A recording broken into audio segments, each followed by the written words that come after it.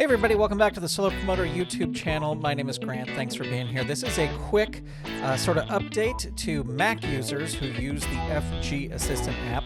Something has changed in the recent system upgrades of Mac, and we now have to do a few extra steps to get FG Assistant to work.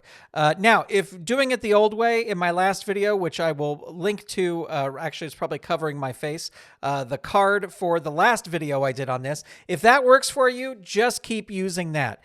If you get this pop-up that you see on the screen that says FG Assistant is damaged and can't be opened, you should move it to the trash. That is not true because Carl's not given us a damaged app. You just have to hop through a few more steps in order to get this to work. So here's what we'll do. The old steps used to be, and this is my little notes app, you would type this into the terminal and you would hit return, you would enter your passcode, and then you would type this into the terminal and you would drag the FG Assistant app into the terminal window. It will put the location, you hit return, boom, it opens. It's perfect. But unfortunately, they tweaked something, and so now we have to do it a certain way. And you kind of have to follow these steps. So please listen to what I'm going to say, because if you do this in the wrong order, it is not going to work. Okay, so the first step is not to download the FG Assistant app yet, the new version. Do not download it yet. You have a couple steps you have to do before you download it. And the reason for that is that Apple, for whatever reason, they think it's safety, puts a quarantine tag on anything you download. And if you download the app first and then follow these steps, it is not going to work. You're going to get an error message. So here's what you're going to do. You're going to open up the terminal. I have the terminal right here. And you are going to follow the first steps that we used to do. So you're going to select this. You are going to put it in here. You're going to hit return. You're going to type in your password. You're going to hit return. And you will see that it now pops up a message, globally disabling the assessment system needs to be confirmed in system settings. So this is new. This just recently started popping up because of some update or whatever. So the next thing that we have to do is we have to go to our system settings panel. And so you got to open up your system settings. You got to scroll down to privacy and security, and you have to scroll down to where it says allow applications from. And it'll probably be App Store and known developers, but this might depend on your current settings. You can select App Store or you can select anywhere. We are going to select anywhere.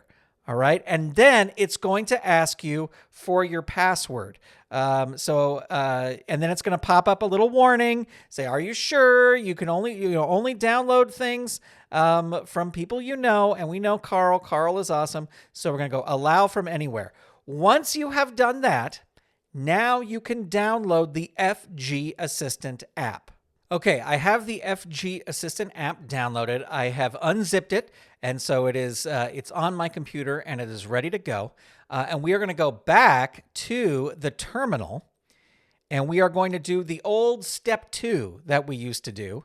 And the old step 2 is copying this, pasting it into the terminal, and then dragging the application from wherever you have it into the Finder window. It's going to put the path there.